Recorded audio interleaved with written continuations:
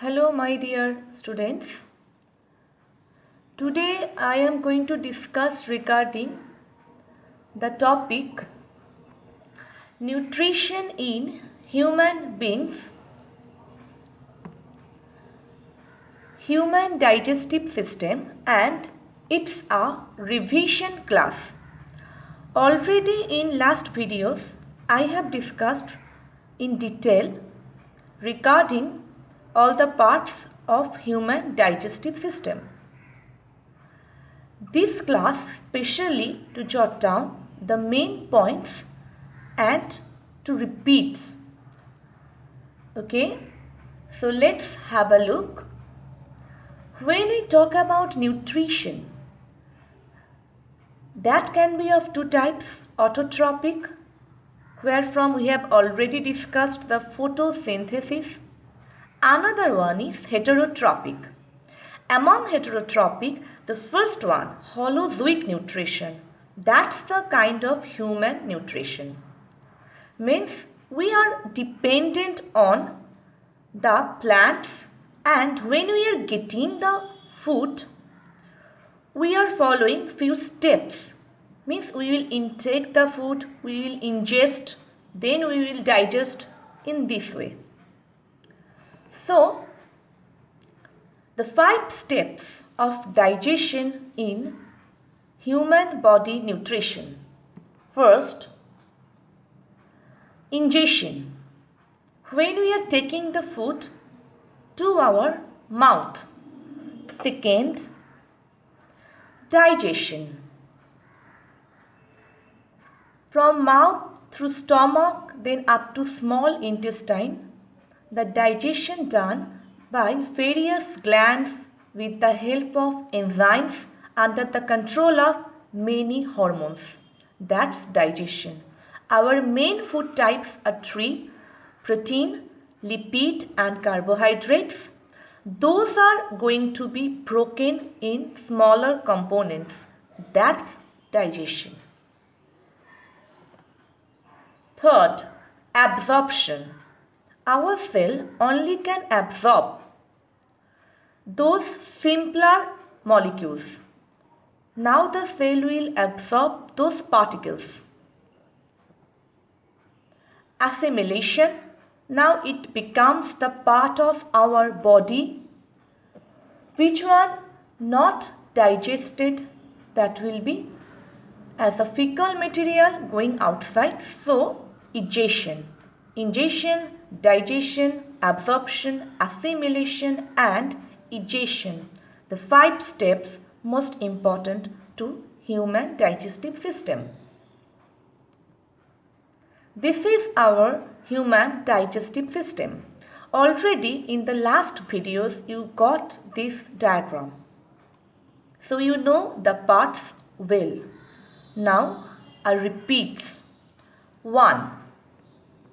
That's mouth. We are getting the food. Teeth. Our teeth very much important for the mastication of the food. That kind of teeth are known as the heterodont teeth. I will discuss regarding this part. So teeth for the mastication.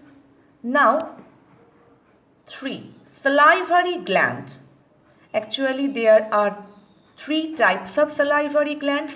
Those will secrete the salivary amylase, and here from food will make with the salivary gland secretion, it will form the bolus, BOLUS. After chewing, mixing with the salivary secretion, it will go to the 4th part, pharynx. Through pharynx, it will come to esophagus. In pharynx, especially the oropharynx part, last part, connection in between the pharynx, your food pipe, and trachea, your windpipe. Through a opening name is, I hope all of you can remember, yes, glottis. Glottis is covered by a valve, epiglottis. Anyways, now food is coming to esophagus through peristaltic movements. the muscular movement. Number 6, liver, the largest gland of human body with a number of functions. Here, main function for the digestion to secrete the bile juice, which is going to be stored in the gallbladder. Okay. 7. So 6, liver. 7, stomach. Stomach is the storage part. First important thing. Here also digestion already started, especially the protein part. Protein is going to be cleaved in acidic medium. After that, pancreas. Pancreas and liver through the gallbladder is having a connection with the next hub. Pancreas is a mixed gland which will act for the both hormonal secretion and the enzymatic secretion. Here we are bothering about the enzymatic secretion, that means pancreatic juice. Many protein breaking, many lipid breaking enzymes are present here, but those can act with the help of the bile juice, which is coming from the liver already stored in the gallbladder. Now, after stomach, food will enter to the small intestine. Small intestine is having 3 parts: duodenum, jejunum and ileum. Duodenum is the first part. Ileum is the most convoluted part. In the duodenum, the most part of the digestion performed. Okay. Next, large intestine, especially this one for the absorption of water, minerals, medicine. It is also having 3 parts: cecum, colon and rectum. The cecum, colon and rectum, again colon is having 3 parts. Like first one, you can see here, this is the ascending colon, this is the transverse colon, and this is the descending colon. Now rectum, which one the fecal material is going to be stored here, and last through anus fecal material is ejected outside. So these are the main digestive organ, digestive system related parts. We will start in detailed discussion from the teeth. Human teeth, 4 types: incisor 2, canine 1, premolar 2 and molar 3. All these teeth are not of same type. So these are termed as the heterodont teeth. The teeth are having a socket-like structure. So these teeth also termed as the thecodont teeth. Thecodont. Thecodont teeth. All the teeth are having a root, a neck, and then the crown. The crown part is visible from when we are seeing the teeth. Teeth is having the material dentine, the main sensory part, which is going to be covered by the enamel. We must take care of our teeth, otherwise it is going to be very painful. So these are the main parts. Now we will focus in liver, stomach, pancreas. 6, 7, 8. This is the structure. Just below the liver, there is a structure known as the gallbladder, a small sac-like structure where bile juice is stored, which is having a connection with this pancreatic outlet. So the common duct is the hepatopancreatic duct. Whenever food is coming from stomach, that food is highly acidic. HCl was present there.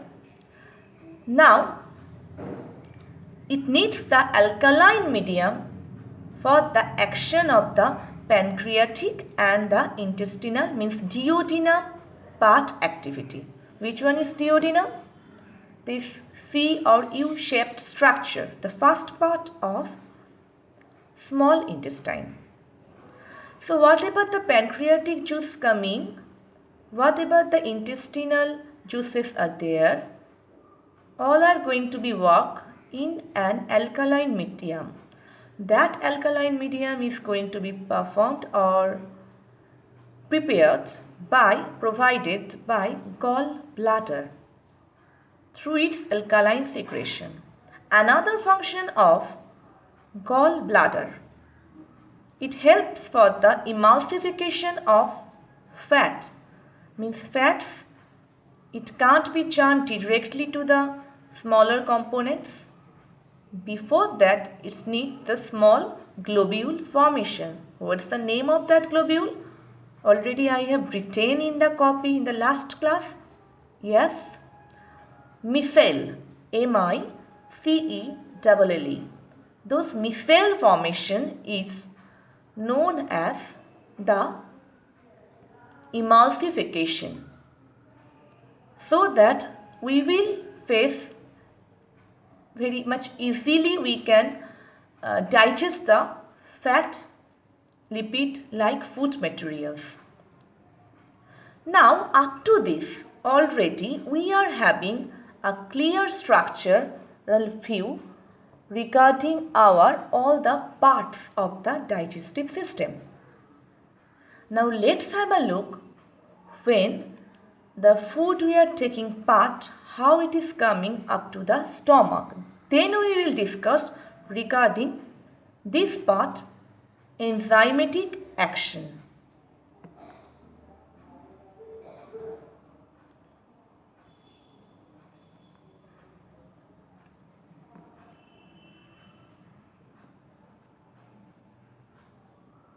When we are taking the food, this movement is known as the peristalsis. Esophageal sphincter is opened. This is the liver, you can see. Now it is going to the stomach in acidic secretion. Here it is churned. If pyloric sphincter open, then only it will go to the next part, means the first part of the small intestine, duodenum. Okay. Now, from mouth to the stomach and duodenum part, okay, whatever the enzymes we are getting. Already we know when we break carbohydrates, the smaller components, monosaccharides. When lipids are broken, fatty acid and glycerol. When the proteins are broken, it will form the peptone, the protease, dipeptide, and then ultimately the amino acid. Right? So, starch. With the help of the salivary amylase in alkaline medium broken to maltose, a disaccharide. Where this one performed? Help me to figure it out. Yes, buccal cavity with the help of salivary gland. Protein broken to peptone or protease. With the help of, in the stomach it is happening with the help of pepsin. Precursor form of pepsin is pepsinogen. Pepsinogen inactive, pepsin active. Cleaved with the help of acidic medium, HCl. So it is having pH about 1.8. Protein, peptone, protease are cleaved to dipeptides with the help of trypsin, chymotrypsin, carboxypeptidase. These are coming where from? You guess right. It is actually from the pancreatic juice. Both the next one, fat to diglyceride to monoglyceride, that's also with the pancreatic lipase it can be done. And trypsin, chymotrypsin, carboxypeptidase, these enzymes also working on the protein to break to the dipeptide. Both these lipase or protein breaking enzymes are coming with the pancreatic juice and it's working in duodenum. Polysaccharide, some amylase enzymes also coming from the pancreatic juice.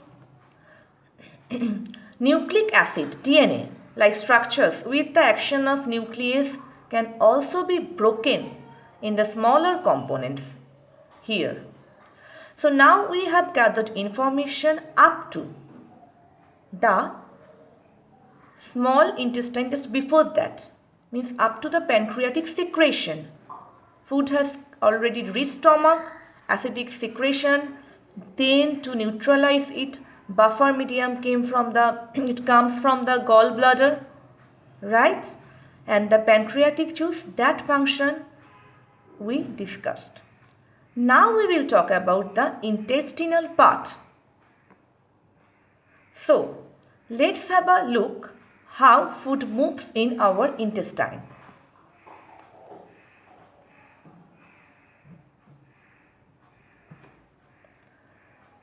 Three parts: duodenum, jejunum, and the most coiled.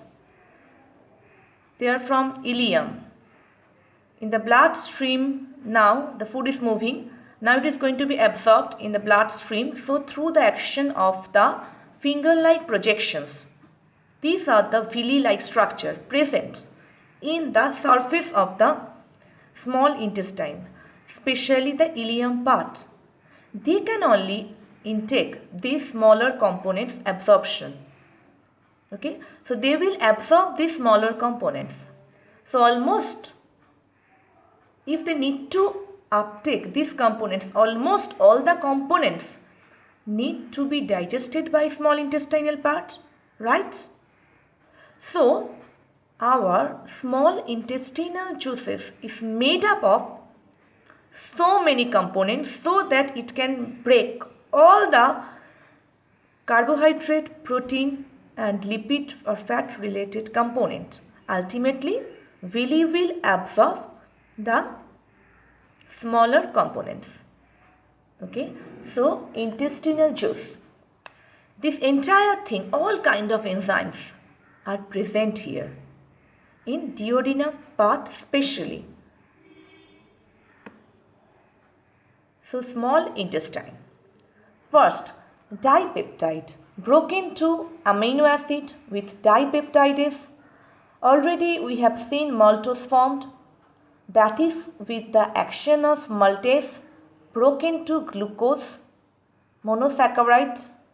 Lactose, with the help of lactase, broken to glucose and galactose monosaccharides. Sucrose, with the action of sucrase to glucose and fructose. Nucleotides, it will form the nucleoside and ultimately sugar and bases with the action of nucleotidase and nucleosidase. Di and monoglyceride, ultimate fate is to make fatty acid and glycerol with the help of lipases. In this way, all carbohydrate, protein and fat are digested in our small intestine. Ultimately, ileum, that part villi, will absorb all these materials. Then food will move to the large intestine part especially for the absorption part. Okay, some water, minerals, medicines are absorbed here in the large intestine. Not digestion related, means that much churning or digestion enzymatic activity not done here. After that, the food material will be, which were not digested, will move outside, out of the body. That's digestion. This much regarding all these points already I have discussed in the previous video, so here I am not extending the points. Just to focus, go through it. These are the references. So regarding this chapter subtopic, go through your NCERT book. Notes given already you have received the 3 videos. Go through all these things vividly. Okay, hopefully your concept will be clear, and you already got your worksheet on this topic. Solve it, and we will meet regarding the next subtopic in the next video class. Okay, till then, be safe, stay healthy, and bye.